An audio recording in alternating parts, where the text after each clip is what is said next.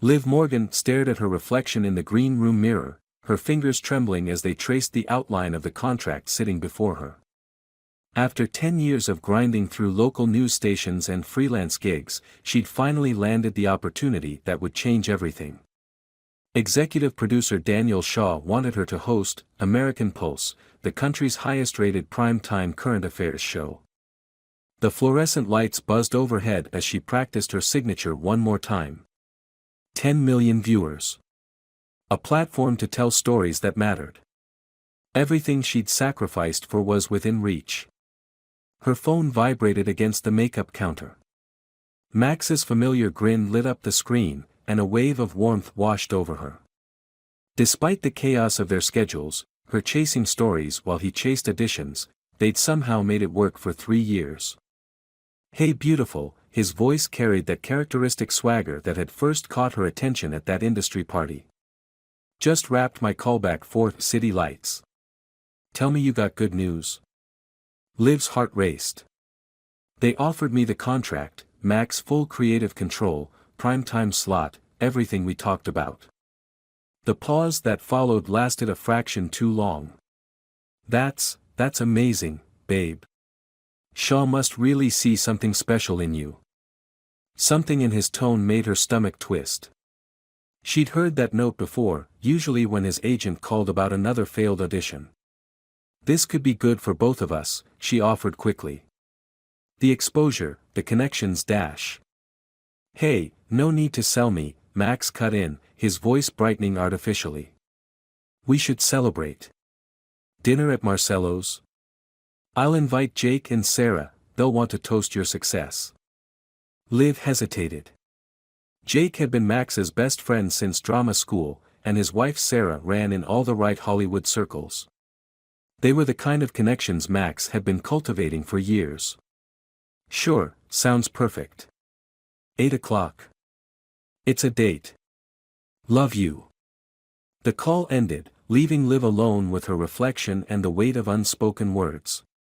She'd seen the shadows that crossed Max's face whenever she mentioned her career lately, the tight smile when she talked about her latest story, the way his eyes would drift to his phone during her excited rambling about interview techniques. A knock at the door jolted her from her thoughts. Daniel Shaw's commanding presence filled the doorframe, his salt and pepper hair and tailored suit embodying everything the network stood for.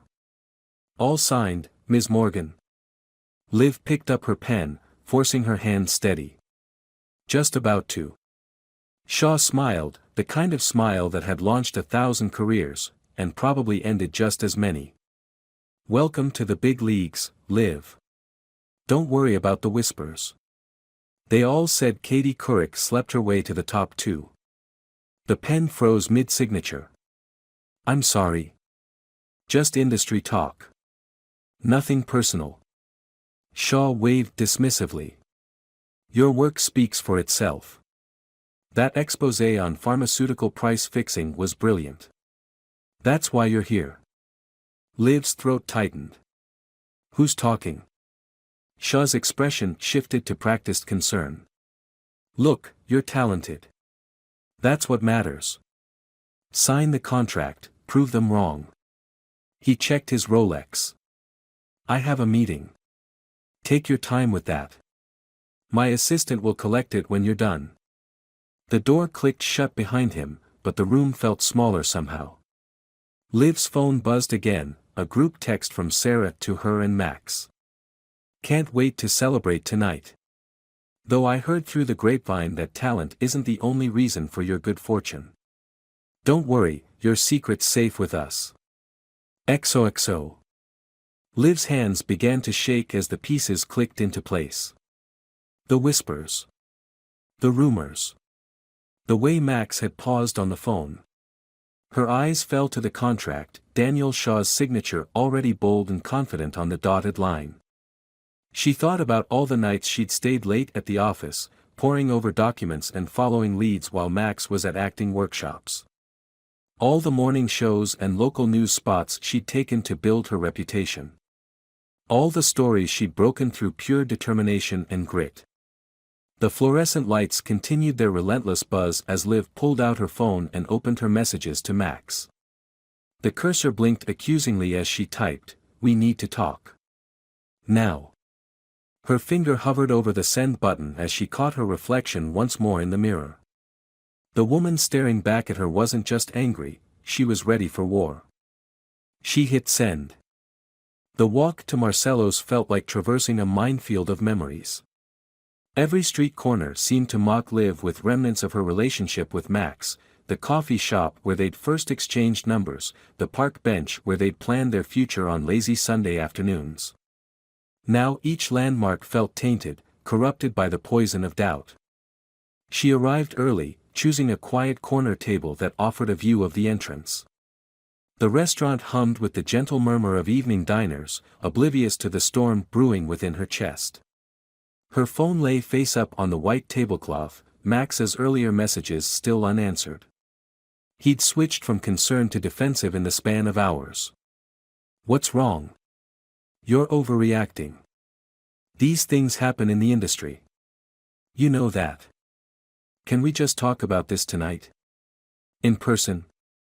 The maitre d' appeared at her elbow with a bottle of champagne. "Compliments of Mr. Harrison," he said, gesturing toward the entrance where Max stood with Jake and Sarah.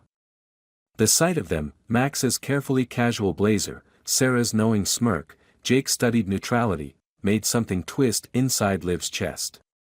"The woman of the hour." Sarah's voice carried across the restaurant as she air-kissed Liv's cheeks.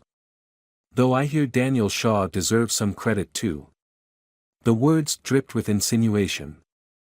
Liv's grip tightened around her water glass. "Interesting theory, Sarah. Where exactly did you hear that?"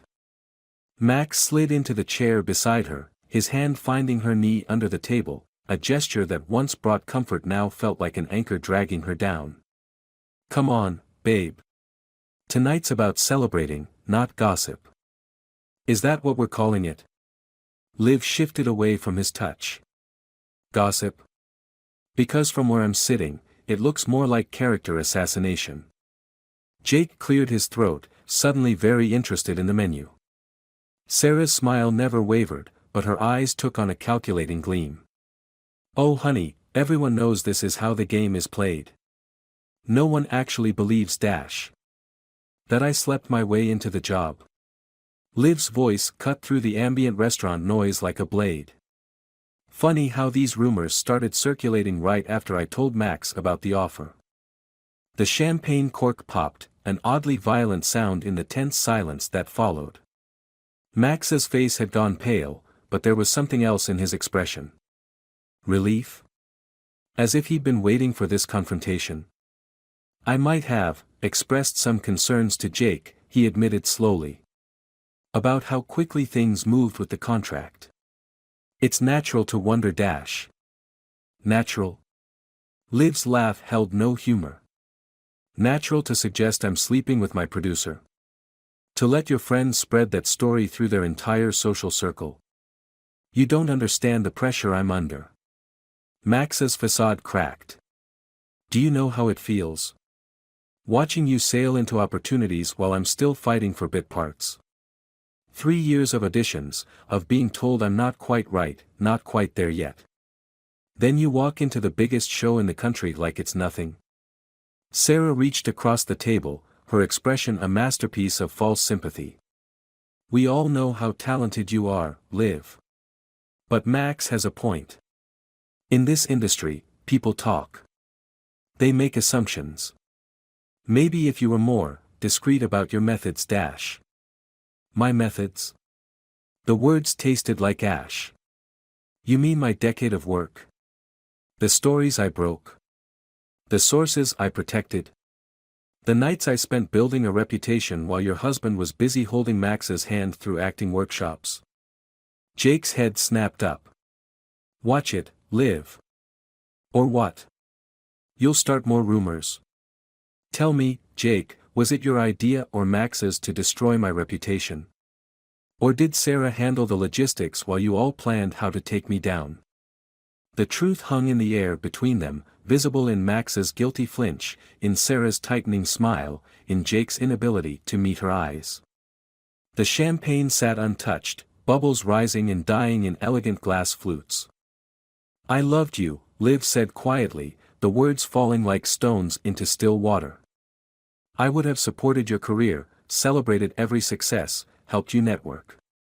Instead, you chose to tear me down to build yourself up. Max reached for her hand. Liv, please. We can fix this. I was weak, jealous. I'll tell everyone the truth. The truth?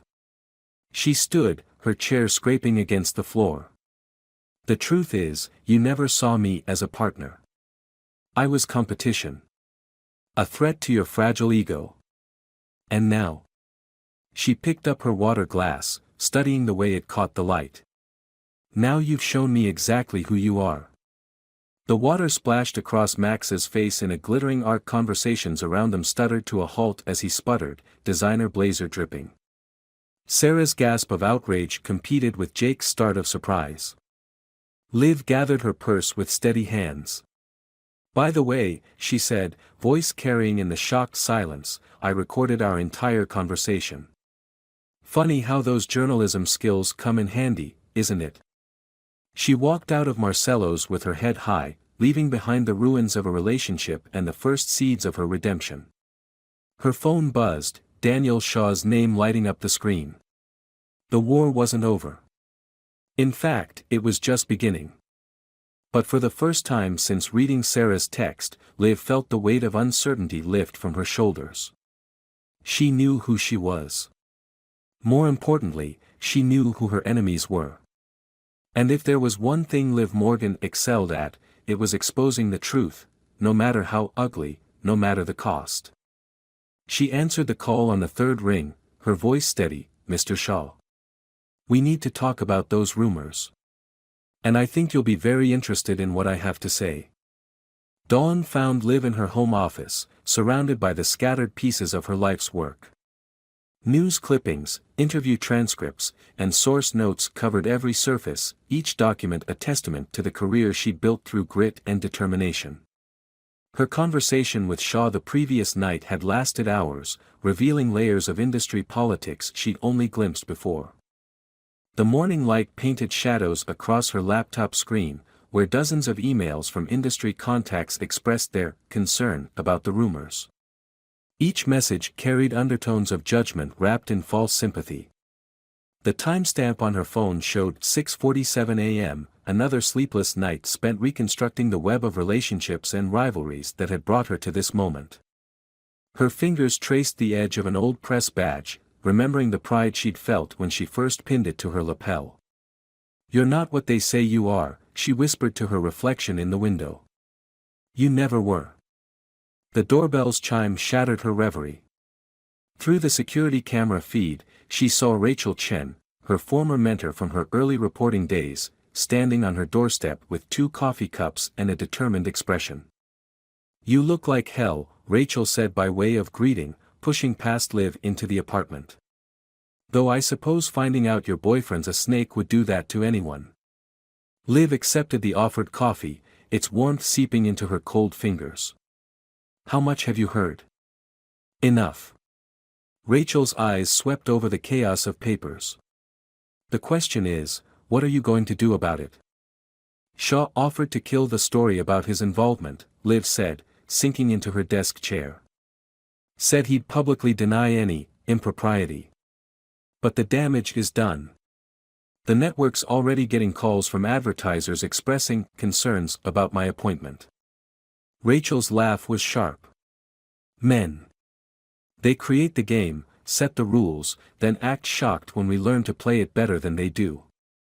She picked up a transcript from Liv's pharmaceutical investigation. Remember this story? The one about price fixing? My first major breakthrough. Liv smiled despite herself. 3 months of work, dozens of sources, mountains of documentation dash. And 6 different people told you to drop it, Rachel finished. Said it was too big, too complicated, too dangerous. But you found a way. You always do.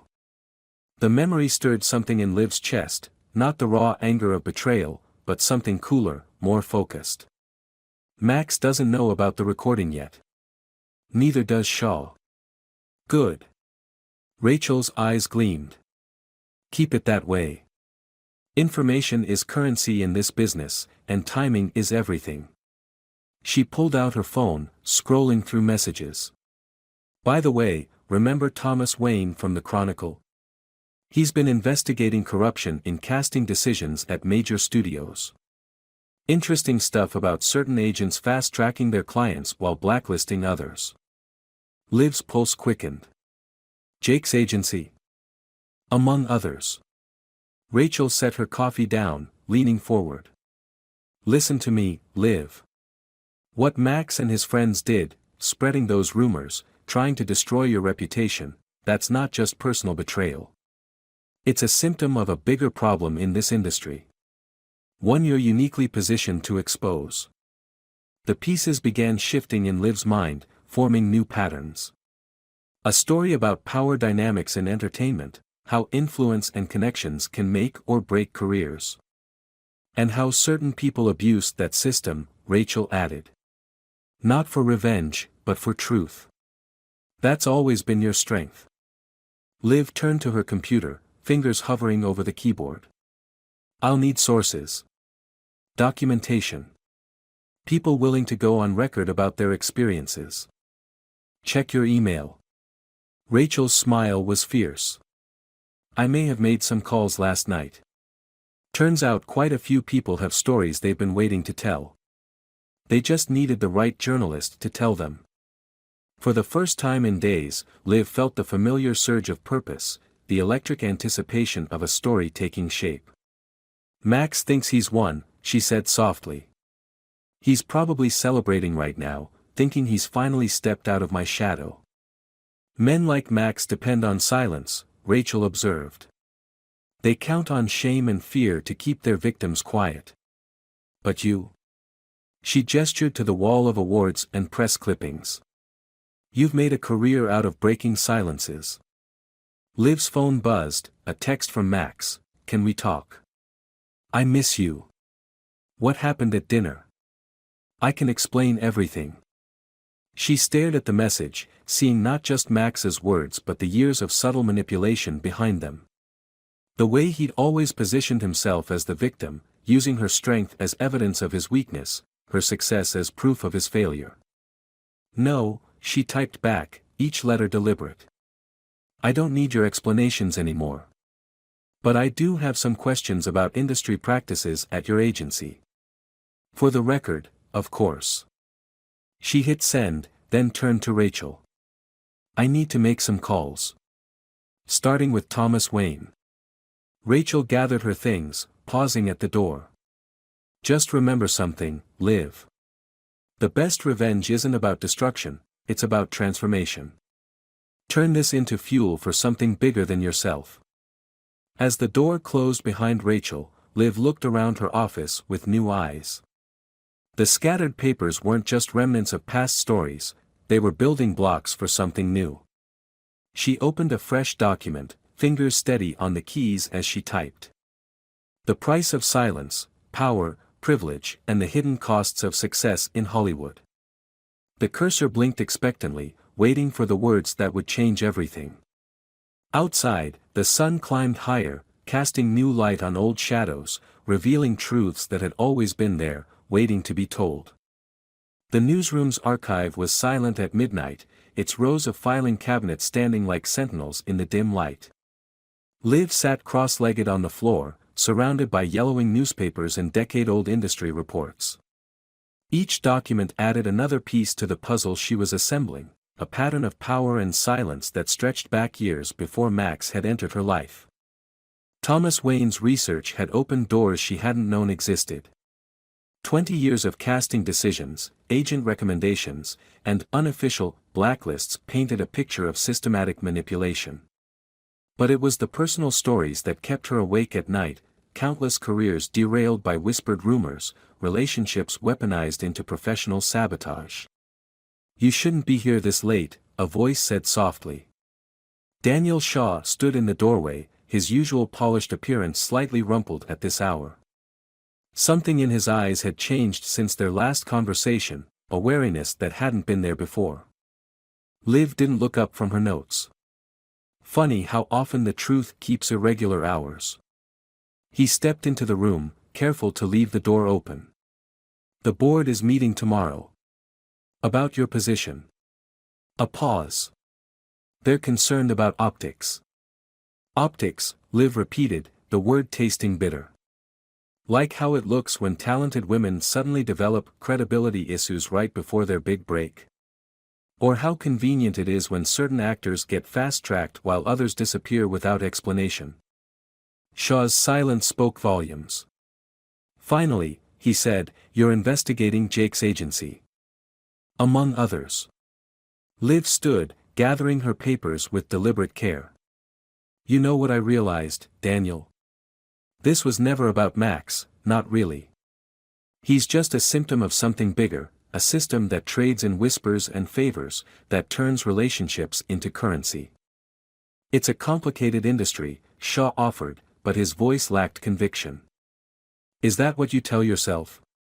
Liv met his gaze. "When you repeat rumors without verification? When you let talented people get pushed aside because they don't play the game correctly?" The silence stretched between them, filled with unspoken understanding. Finally, Shaw pulled out his phone, scrolling through messages. "I have a lunch meeting tomorrow. Morton's, 1 p.m. Jennifer Chen, former casting director at Universal. She left the industry 3 years ago after a similar situation." Liv's pulse quickened. "Why are you telling me this?" "Because you reminded me of something I forgot a long time ago." Shaw moved toward the door, then paused. "This industry doesn't just break people, Liv. It teaches them to break each other. Maybe it's time someone wrote about why." After he left, Liv sank back to the floor, her mind racing. Her phone showed 3 missed calls from Max, and a text from Sarah that dripped with false concern, "Heard about the board meeting. Just remember, everyone has secrets they'd rather keep private." The threat was clear, but it no longer carried the weight it once did. Liv opened her laptop, navigating to a folder labeled Insurance. Inside was the recording from Marcello's, along with dozens of other conversations, emails, and documents she'd gathered over the past weeks. Each piece was a shield, but also a key, unlocking doors to deeper truths she was only beginning to understand. A new email arrived from Rachel, "Met with Thomas. You need to see this." Attached was a spreadsheet tracking career trajectories at major agencies, including Jake's. The patterns were unmistakable once you knew what to look for. Liv's phone buzzed again, Max's name lighting up the screen. This time, she answered. "Liv, please," he started, his voice carrying that familiar mix of charm and desperation. "Whatever you're doing, whatever you're planning, it doesn't have to be like this. We can still fix things." She thought about the Max she'd known, or thought she'd known. The man who'd held her hand during late-night editing sessions, who'd practiced interview questions with her until dawn. Had any of it been real? Or had he always seen her as something to be managed, controlled, eventually destroyed? "You're right," she said softly. "It doesn't have to be like this. That's exactly what I'm trying to change." "What are you talking about?" "The story isn't about us anymore, Max. It's about every person who's been silenced, sidelined, or scared into submission. It's about a system that turns love into leverage and truth into tradable commodities." Liv dash. "I have to go," she interrupted. "I have a lunch meeting tomorrow. With Jennifer Chen. Remember her? The casting director who left Universal right before you got that guest spot on their new series." The sharp intake of breath on the other end told her everything she needed to know. "Goodbye, Max. And thank you." "For what?" "For showing me what I'm really fighting for." She ended the call, turning back to her notes with renewed clarity. The story taking shape wasn't just about revenge or personal vindication. It was about transformation, of an industry, of relationships, of herself. Outside the archive room, the newsroom hummed with late-night activity. Tomorrow, the board would meet to decide her fate. But they didn't understand, she wasn't asking for their permission anymore. She was finally telling her own story, on her own terms. And this was just the beginning. The morning light filtered through the windows of Morton's, casting long shadows across the white tablecloth where Jennifer Chen's hands trembled slightly around her water glass. Her story spilled out in quiet waves, a narrative of subtle pressures and unspoken threats that echoed Liv's own experience with haunting precision. They never say it directly, Jennifer explained, her voice barely above a whisper. It's always implications, suggestions. The roles that suddenly disappear, the calls that stop coming. And then the whispers start. Liv's recorder sat between them, capturing every word. But it was the spaces between the words that told the deeper story, the careful pauses, the moments when Jennifer's composure wavered before rebuilding itself. After I left Universal, Jennifer continued, I spent months wondering if I'd imagined it all. The way certain actors would get prioritized after private meetings with executives. How questioning the system could make an entire career vanish overnight. And Max Harrison? Liv kept her voice steady, professional, even as her heart thundered in her chest. Jennifer's smile held no warmth. Jake made sure he was in the right place at the right time. Right after I left. Funny how that worked out. The pieces clicked into place with devastating clarity. Max's sudden breakthrough role hadn't just been luck or talent. It had been built on the ruins of someone else's career, someone who dared to question the carefully maintained facade of meritocracy. Back in her office, Liv spread out her investigation notes across her desk.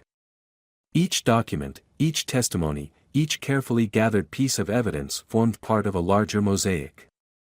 The story wasn't just about casting couch politics or industry favoritism. It was about the quiet violence of systems that turn people against themselves, that weaponize dreams into instruments of control. Her phone lit up with a message from Shaw, board meeting concluded. Decision pending. Another from Rachel, sources confirm Jake's connection to 3 more cases similar to Jennifer's. Call me.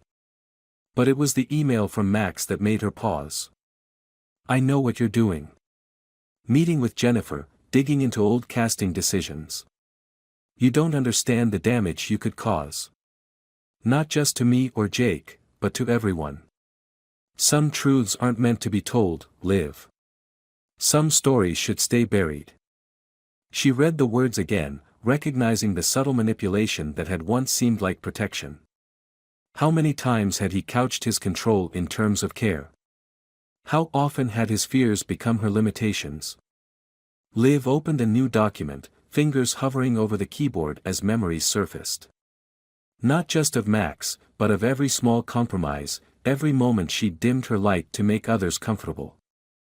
The story taking shape wasn't just an exposé of industry corruption, it was a testament to the quiet courage of reclaiming one's narrative. Her phone rang, Jake's number flashing on the screen. She let it go to voicemail, focusing instead on the words flowing from her fingers. The power of silence lies not in what remains unsaid, but in who benefits from that silence. In the entertainment industry, careers are built and broken not just through talent or opportunity, but through an intricate dance of compliance and control. The afternoon sun painted her office in shades of gold as she wrote, each paragraph illuminating not just the mechanics of power, but the human cost of its abuse. She wrote about Jennifer, about countless others whose names had been erased from casting lists and conversation. She wrote about the subtle art of survival in an industry that demanded submission as the price of success. And she wrote about herself, not as a victim seeking revenge, but as a witness to her own transformation. The story that emerged wasn't just about exposing corruption, it was about the profound act of choosing truth over comfort, growth over stagnation. Rachel's words from weeks ago echoed in her mind, the best revenge isn't about destruction, it's about transformation. Now, sitting in her office surrounded by the evidence of systematic manipulation and personal betrayal, Liv finally understood. She wasn't just writing an article. She was reclaiming her power, one word at a time. A knock at her door interrupted her flow. Shaw stood there, his expression unreadable. "The board has made their decision," he said quietly. Liv saved her document, then stood to face whatever came next. But something had shifted inside her, a fundamental realignment of fear and purpose. Whether the board chose to support her or silence her, she had already won the most important battle, the one for her own truth. "I know," she replied, gathering her notes. "But they might want to read this first." The weight of the industry award felt different than Liv had imagined during all those years of dreaming. Standing at the podium, the crystal sculpture caught the light in ways that reminded her of broken glass at Marcello's, another moment that seemed like an ending but had really been a beginning. 6 months had passed since her article, The Silent Contract, had sent shockwaves through the entertainment industry. The piece had done more than expose the intricate web of power and manipulation at major agencies, it had cracked open the facade of an entire system built on whispered threats and traded favors. The aftermath hadn't been clean or simple. Jake's agency had imploded under federal investigation.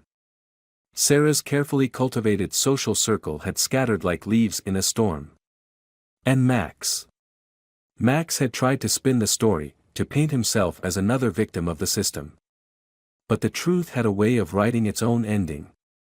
Looking out at the sea of faces in the banquet hall, Liv recognized Jennifer Chen in the front row, sitting beside 3 other former casting directors whose stories had helped break the case wide open.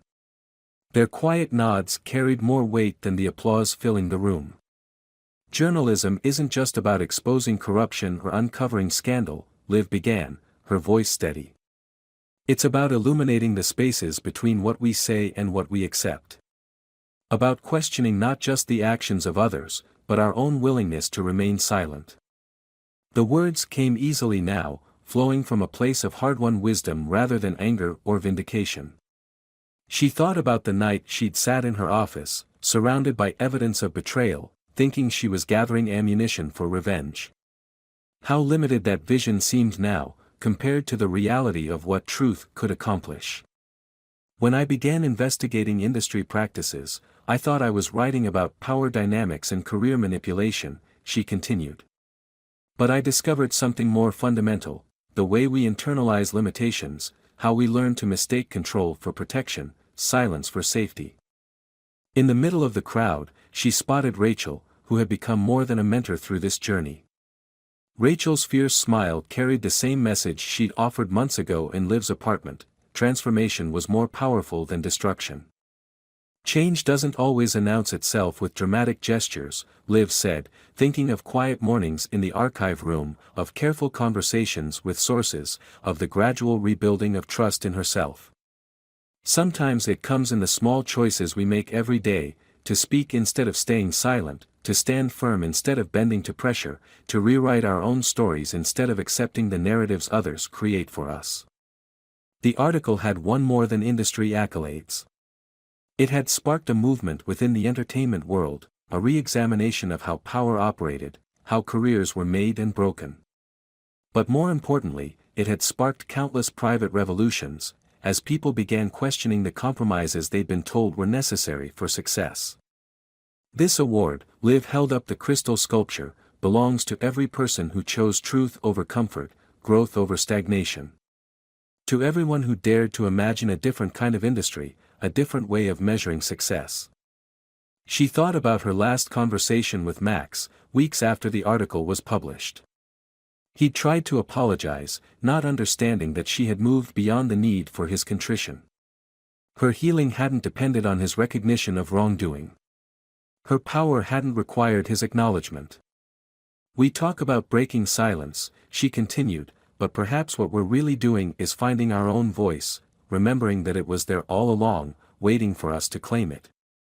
The applause that followed felt less like celebration and more like recognition, a room full of people acknowledging not just her journey, but their own capacity for change. Later, at the reception, Jennifer approached her with a young reporter in tow. "She's investigating similar practices in the tech industry," Jennifer explained. I told her you might have some insights to share. Liv recognized the look in the young woman's eyes, the same fire she'd once seen in her own reflection. The first step, she said, is understanding that your story matters. Not just the one you're investigating, but the one you're living. As she shared her experiences and methods with the eager journalist, Liv reflected on how different this felt from her old dreams of success.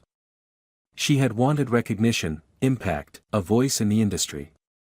But she had found something more valuable, the quiet strength of living in her own truth, the profound joy of helping others find theirs. The Crystal Award caught the evening light, sending prisms dancing across the wall. Each rainbow fragment seemed to represent a different piece of her journey, the pain of betrayal, the courage of speaking out, the power of transformation. But it was the spaces between those fragments that held the real story, the daily choices, the small acts of courage, the consistent decision to value truth over comfort. Her phone buzzed with a message from Rachel, ready to discuss your next investigation. Liv smiled, feeling the familiar surge of purpose. There would always be more stories to uncover, more systems to question, more truth to illuminate. But now she understood, the most powerful stories weren't about tearing things down, but about building something new from the ruins of what we once accepted. She typed back a simple response, always ready. Some stories are still waiting to be told. The evening light faded to dusk outside the windows, but Liv felt like she was standing in a perpetual dawn. Every ending was really a beginning, if you knew how to read the story right.